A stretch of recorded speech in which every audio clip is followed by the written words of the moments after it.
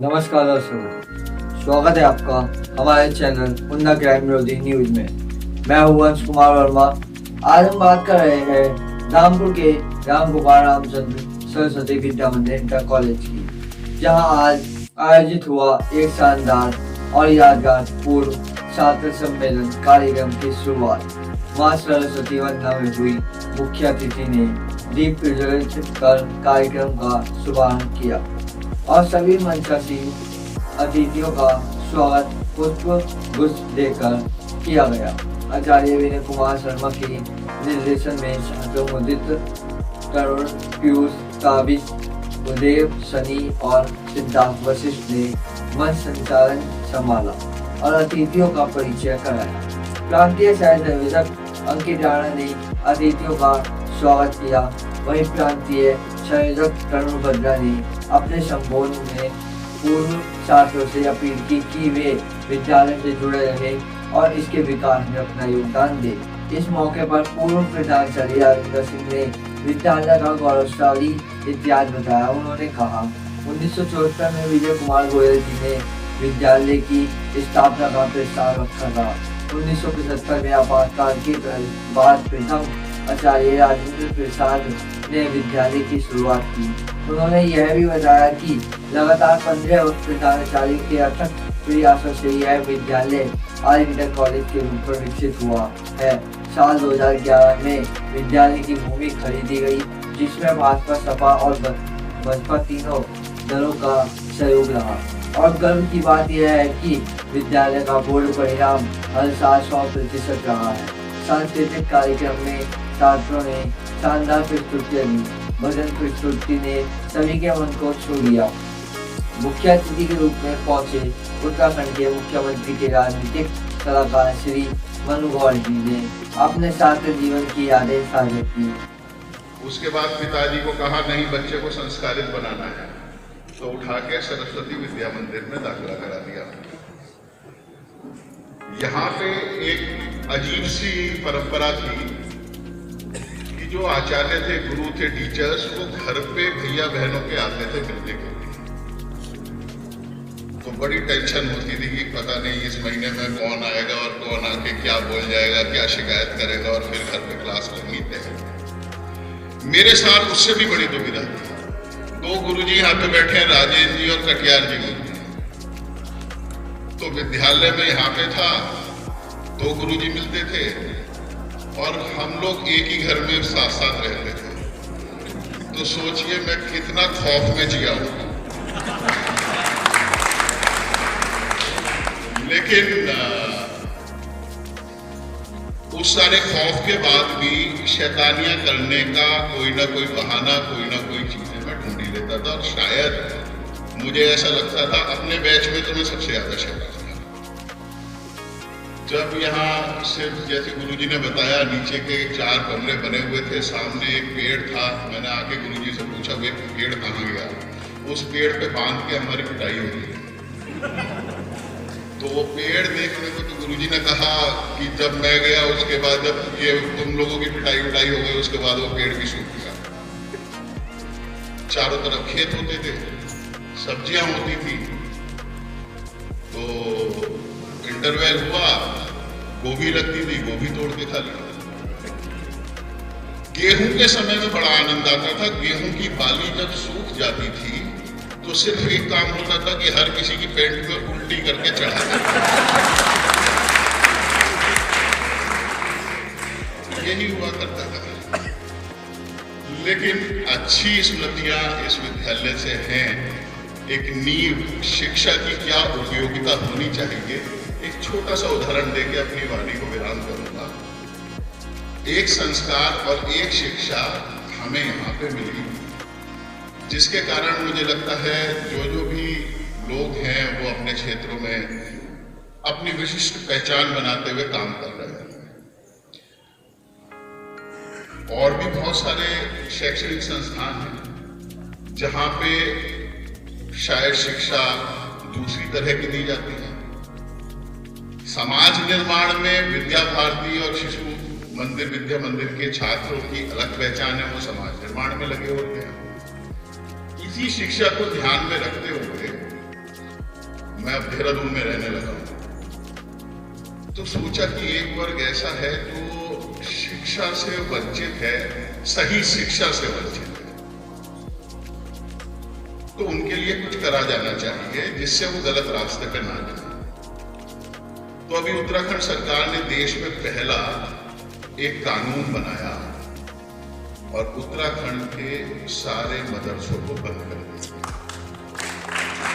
1 जुलाई 2026 से मदरसों में पढ़ने वाले सभी बच्चे डॉक्टर, इंजीनियर बनेंगे। वो पढ़ाई करेंगे, सही शिक्षा अर्जित करेंगे, उत्तराखंड बोर्ड से संबद्धता होगी और वो भी फिजिक्स, केमिस्ट्री, मैथ्स, इंग्लिश सारे सब्जेक्ट्स को पढ़ेंगे। साथ में उन्हें अपनी जो दीनी तालीम पढ़नी है वो भी पढ़नी है, लेकिन उन्हें किस तरह से मुख्य धारा में लेकर आया जाए, किस तरह से गलत रास्तों में जाने से रोका जाए और समाज निर्माण में भी उस वर्ग की उपयोगी वो वर्ग भी साबित हो, उनकी नई पीढ़ी भविष्य में अपने राष्ट्र के प्रति भी सजग रहे, ईमानदार रहे और अच्छे से अपना योगदान। तो ये देश में पहली बार हुआ है, मुझे लगता है अन्य राज्य भी इसे फॉलो करेंगे। वहां पर लगभग 450 मदरसे हैं जो रजिस्टर्ड थे मदरसा बोर्ड से, वो मदरसा बोर्ड भंग कर दिया गया, तो वो अब सब स्कूल हो जाएंगे। और जब स्कूल हो जाएंगे, जब उत्तराखंड शिक्षा बोर्ड से एफिलेटेड हो जाएंगे, तो उसी के पैरामीटर्स के हिसाब से शिक्षकों की नियुक्ति होगी, सारी चीजें नॉर्म्स वही फॉलो करने होंगे, तो क्वालिटी एजुकेशन मिलेगी। तो शिक्षा की उपयोगिता शायद हम जो समझ पाए वो, और जो संस्कार, जो राष्ट्र प्रेम, जो समाज निर्माण की भावना, समाज सेवा की भावना, वो इस विद्यालय ने हम लोगों को दी है। यहाँ पे जब हम पढ़ते थे तो 2 सेक्शन हुआ करते थे, षष्ठ का, मैं सेंट मेरी से आया था, षष्टम का और षष्टम खा। तो का में अच्छे बच्चे होते थे पढ़ने वाले, जो कमजोर बच्चे होते थे वो खा में डाल दिए जाते थे। शायद आप लोगों के साथ भी ऐसे हुआ। तो मैं सेंट मेरी से आया था अंग्रेजी मीडियम से, तो शायद ये लगा हुआ कि ये बच्चा यहाँ पे कहाँ संस्कृत नहीं पढ़ पाएगा ढंग से, तो वो कमजोर होगा, तो खा में डाल दिया। राजीव बैठे हैं, राजीव मेरे साथ थे। तो हमारे प्रधानाचार्य थे उस समय सत्यप्रकाश। तो षष्टम खा के बच्चे, राजीव पहले नंबर पे आए, मैं दूसरे नंबर पे आया, और हमसे कम मार्क्स षष्टम का के बच्चों को। तो एक यहाँ भी विभेद पैदा करने की हर जगह होता है। तो कहा गया भाई ये अच्छे बच्चे हैं, इनको अब सप्तम का में ट्रांसफर कर दिया जाए। तो हमें बड़ा बुरा लगा, हमारे दोस्त तो खा में बन गए थे और का वालों से हम जलते थे, चिढ़ते थे। अच्छा ये कैसे सुपीरियर हो सकते हैं, हम इन्हें हरा के दिखाएंगे। तो हरा दिया। तो हम जो है दोनों लोग गुरुजी के कक्ष में गए प्रधानाचार्य जी के, और वहां जाके हमने कहा कि हम तो खा में ही पढ़ेंगे, हम नहीं जाएंगे खा में। तो बड़ा वो हुआ, जिद्दोजहद चली 2-4-5 दिन। बहरहाल हम खा में ही रहे और बाद में नवीन भी आ गए, 7th में इन्होंने एडमिशन लिया, तो सब कुछ बढ़िया से चला। उन्होंने कहा, विद्यालय से मिली शिक्षा और संस्कार ही मेरे जीवन की सबसे बड़ी पूंजी है। मनगौर जी ने छात्रों को प्रेरित करते हुए कहा कि मेहनत और अनुशासन ही सफलता की असली चाबी है। प्रांतीय सह संयोजक अंकित राणा ने हाई स्कूल और इंटरमीडिएट के मेधावी छात्रों को पुरस्कृत किया। इस दौरान पूर्व छात्र भूपेंद्र शर्मा, प्रवीण कुमार, सौरभ प्रताप सहित कई पुराने छात्र मौजूद रहे। कार्यक्रम के संयोजक मंडल में चंद्रभान सिंह, रामजी पांडे, सुनील कुमार सक्सेना, राजेश सिंह, नीरज वर्मा, गणराज किशोर सहित समस्त विद्यालय परिवार का सराहनीय योगदान रहा। कार्यक्रम में अधिशासी अभियंता सिंचाई विभाग बंदायु पंकज सिसोदिया, आयुष्मान हॉस्पिटल के डॉक्टर राघव धामपुर से, शिशु शिक्षा समिति के सहमंत्री नीतीश शर्मा, खंड शिक्षा अधिकारी नजवाबाद, ज्ञान मोहन सहित कई गणमान्य नागरिक मौजूद रहे। कार्यक्रम के अंत में प्रधानाचार्य हेमंत सिंह ने जो मेरे मार्गदर्शक के रूप में यहाँ पर है, समय समय पर मुझे मार्गदर्शन भी देते रहते हैं, उन्हीं का आशीर्वाद मुझे प्राप्त है। आदरणीय गुरुजी ने इतनी मेहनत की कि इस विद्यालय को नींव से लेकर चोटी तक पहुंचाने का कार्य गुरुजी ने किया। अगर मैं धामपुर में कहीं जाता हूं, क्योंकि मैं इसी वर्ष अप्रैल में नियुक्त हुआ हूं, तो वो पूछते हैं कौन से विद्या मंदिर में आप प्रधानाचार्य, तो मैं बताता हूं कि श्री राजेंद्र जी गुरुजी वाले विद्यालय में प्रधानाचार्य।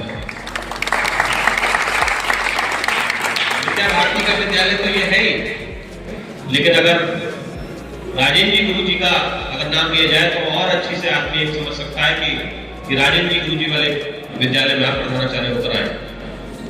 गुरुजी ने इतनी मेहनत की, इस विद्यालय को बहुत ऊंचाई तक पहुंचाया। हमारे बीच में रघुपति देव जी है, पीएस है,